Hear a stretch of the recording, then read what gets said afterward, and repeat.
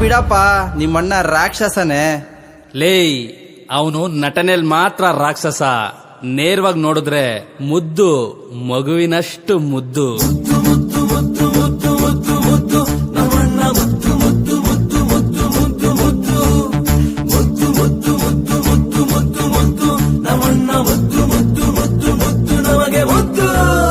ಚಂದಿರನ ನಗುವ ಕದ್ದ ಕಳ್ಳನಿವನನ